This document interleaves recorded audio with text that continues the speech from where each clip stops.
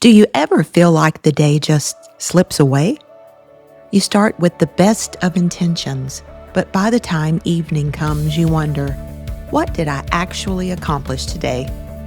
Time is one of the few resources we can't buy more of, and yet it's often the one we waste the most. Hi, I'm Ellen Gibson, and welcome to It Starts with Clarity. Today we're talking about the importance of time management in both personal and business life, and the strategies that can help you take control of your days instead of letting them control you. Why does time management matter? Well, in business, poor time management means missed opportunities, constant stress, and always reacting instead of leading. Clear time management gives space for creativity, strategy, and leadership. In our personal life, without managing time, we overcommit, neglect our health, and lose the moments that matter most with family and friends. With clarity, we reclaim balance and joy. So let's get honest here. Time management isn't just about finding the right planner or app. Some common time management struggles are distractions everywhere, notifications, emails, text messages, and social media keep us on high alert. Each quick check seems harmless, but research shows it can take over 20 minutes to regain focus after a distraction. Multiply that over a day, and you've lost hours. Another struggle is the trap of procrastination. Many people confuse being busy with being productive. We put off the hardest or most important task and fill the time with smaller, less important ones. Procrastination often comes from fear of failure, fear of imperfection, or even fear of success. Another common time management struggle is overcommitment and people-pleasing. Saying yes to every request, project, or invitation spreads us thin. We end up exhausted, resentful, and unable to give our best to anything. Overcommitment often comes from wanting to please others, but it steals time from what really matters. Another struggle: multitasking. Multitasking feels efficient, but it's really just task switching. You're dividing your focus, lowering the quality of your work, and draining mental energy faster. The last struggle might be just a lack of clarity. Without a clear vision of what your priorities are, everything feels urgent. You chase other people's demands instead of choosing what truly matters to you. Now, let's look at some practical tools that actually work when applied. Prioritize with purpose. One of the tools that I've used for many years is the Eisenhower Matrix. You might recognize it as the box matrix: urgent, urgent, important, not urgent. Most people spend their day in the urgent but not important box. That would be emails, interruptions, someone else's emergency. The real growth happens in the important but not so urgent box. That's planning, strategizing, building relationships. Ask yourself daily, if I only accomplish 3 things today, what would make the biggest difference? What would make the greatest impact? Another strategy that I use is time blocking. Treat your priorities just like appointments. Block off time for deep work, for your family activities, for your health, and protect it fiercely. Think of your calendar as a reflection of your values. If someone looked at your schedule, Would they see what really matters most to you? Another strategy is the power of routines. Morning routines help you start the day with clarity, whether that's exercise, journaling, meditation, or planning. Evening routines help you to wind down, reflect, and reset for tomorrow. Simple rituals create stability, and stability creates freedom. Another tool that I like to use is batching and delegation.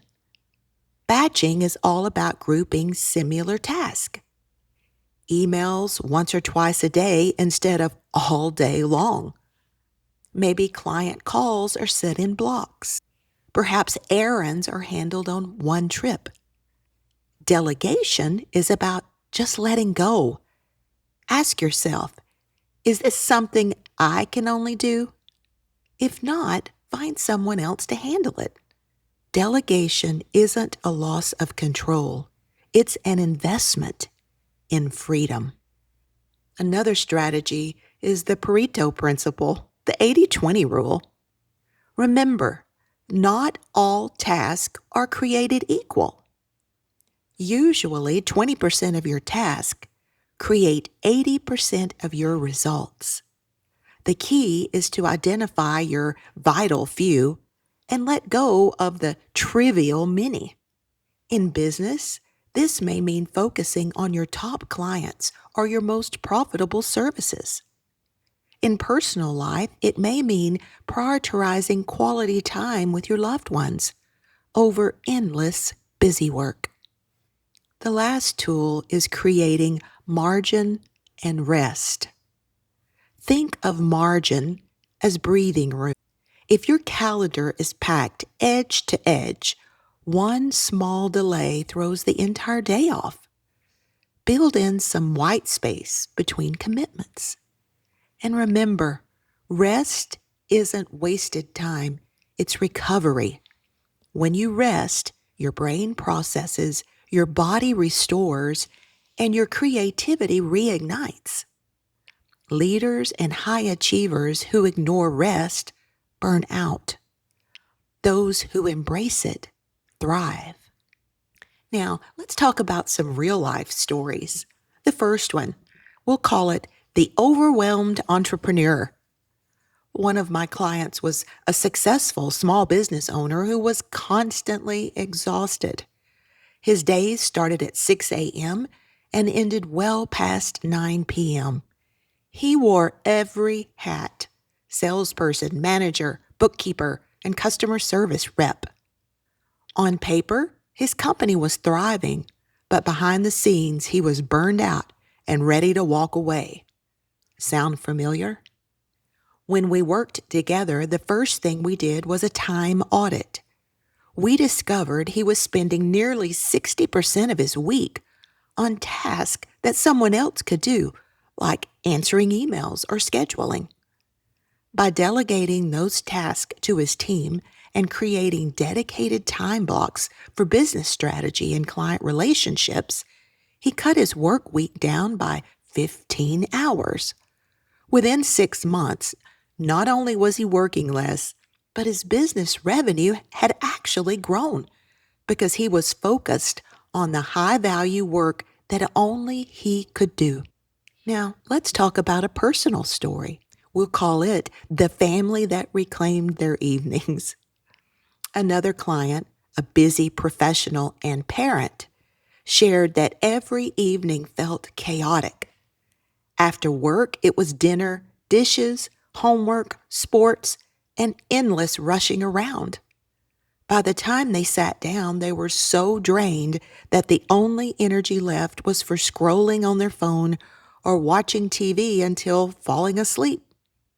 They felt guilty that they weren't really present with their kids or spouse. We worked on setting a simple but powerful boundary. No screens after 8 p.m., and family time became sacred. At first, it felt awkward. What do we do without the TV on?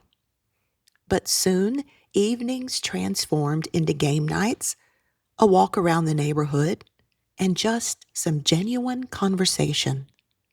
The shift didn't just give them more time, it gave them more connection, laughter, and memories. Now let's have a health and self-care story. We're going to call it The Executive Who Found Margin. A high-level executive that I coached thought they didn't have time to exercise. Their calendar was booked from dawn until late at night, and their health was paying the price. Together, we built margin into their day by blocking out just 30 minutes 3 times a week.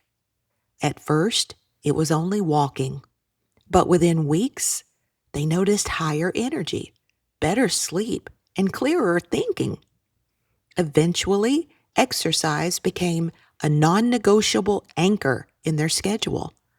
That one adjustment improved not only their health, but also their leadership and overall quality of life.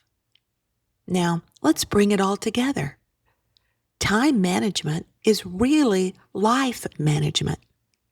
When you manage your time with clarity, you create space for what matters. Whether it's scaling your business, taking care of your health, or simply being present in the moment. So, ask yourself today, where is my time going? And more importantly, where do I want it to go? Remember, you don't need more hours in the day, you need more clarity on how to use them. Visit me at pivotpointme.com for resources, upcoming boot camps, and mastermind groups where you can learn practical tools to create more time freedom in your life. And if this episode resonated with you, please share it with someone who could use more clarity in their schedule.